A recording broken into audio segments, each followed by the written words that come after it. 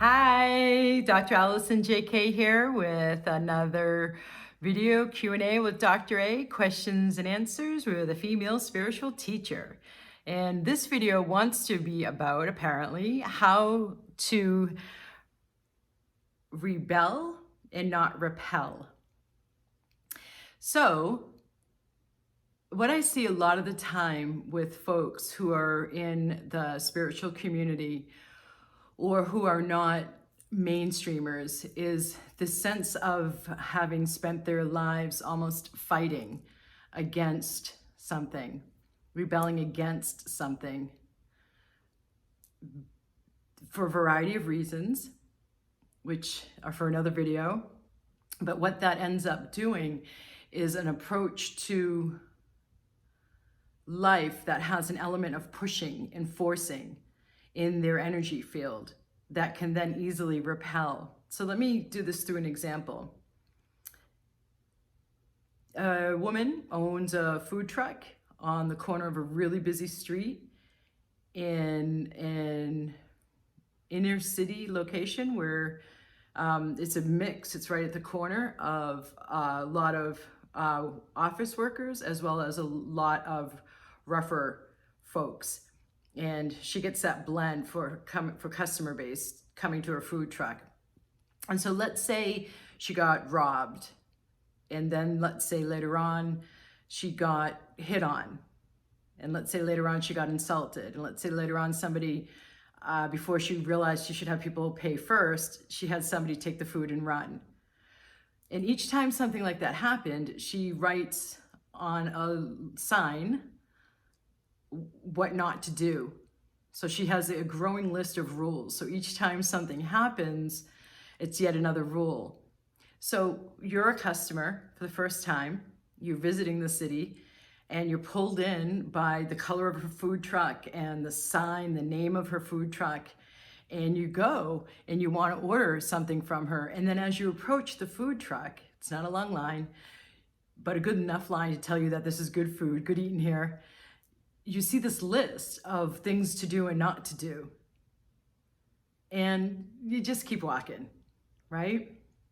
Another example of this is, there's a little bit of a different context where in America, for example, you are thinking about starting a business based on something that you do really naturally, really well, and you're passionate about, and it brings you a lot of joy to do. And you've been doing it for years or decades for friends and family and loved ones. And they ask for it every year, like at holiday time. Let's say you bake chocolates. And so not only do you bake chocolates for your friends and family and neighbors, but then you brought some of these chocolates to a Christmas party, and now your colleagues want that. And you did the same with your husband's Christmas party or your wife's Christmas party. And then they're all asking for it. So every holiday season, you're baking like 500 chocolates. And you want to start a business, but in your mind is the conclusion that you have so many hurdles and so much paperwork and so much to do. And there's going to be so much marketing, and you hate marketing.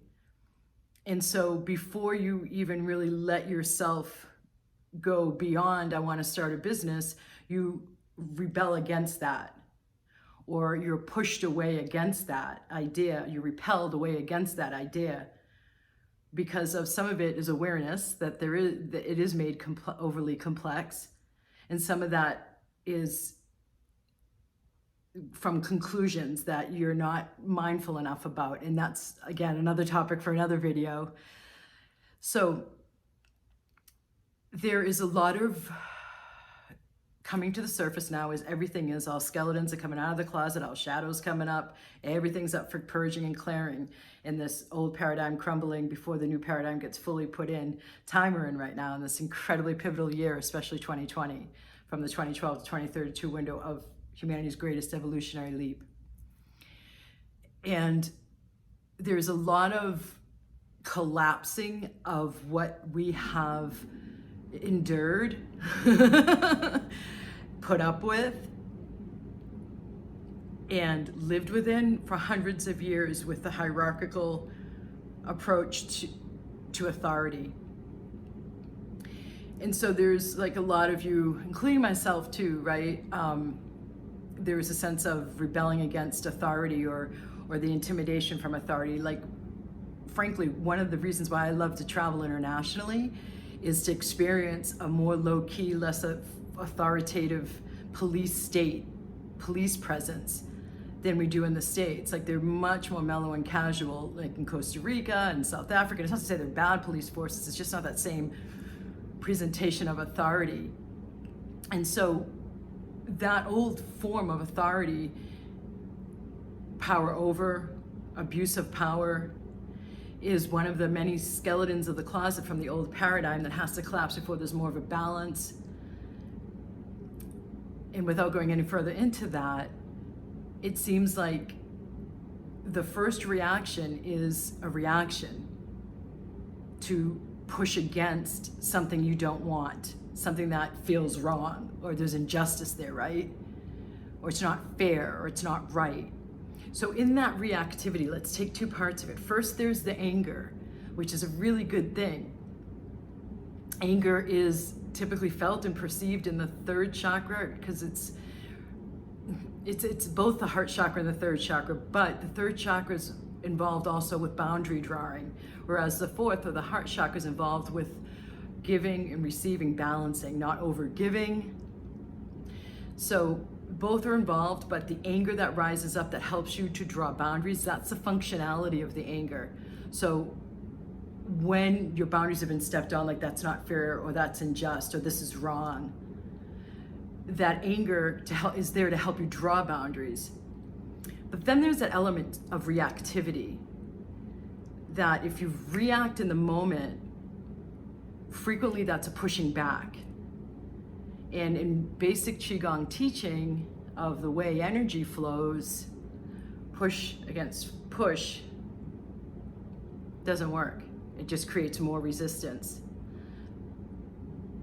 Knowing when to push and when to pull back and allow, and when to step forward again, that's more strategic use of natural energy flows in the universe and working with them to your advantage.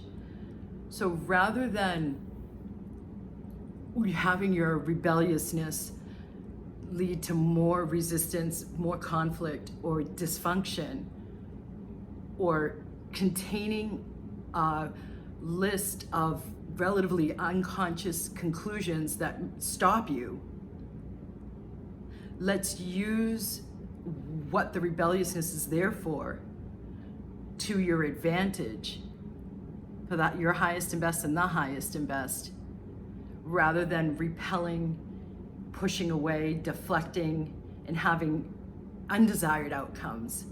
So rebelliousness isn't bad, but strategically properly placed, when understanding, being clear with your awareness of what your assessment is of the situation, rather than reactivity, allowing the space so that you can come up with a strategic distribution of that boundary drawing and of that action, is much more effective rather than living in rebelliousness. And what I see a lot of the time is spiritual people in the spiritual community consider themselves black sheeps.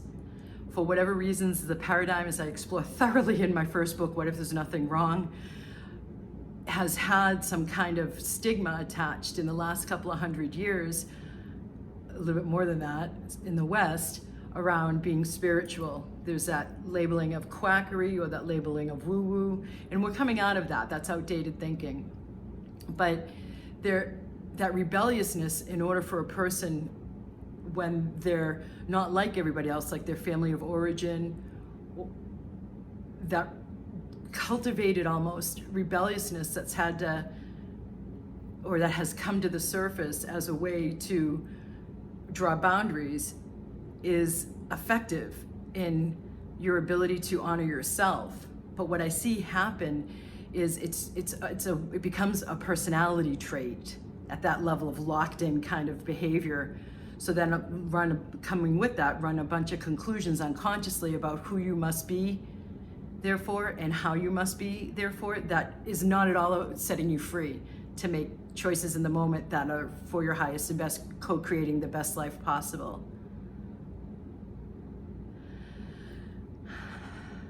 Namaste.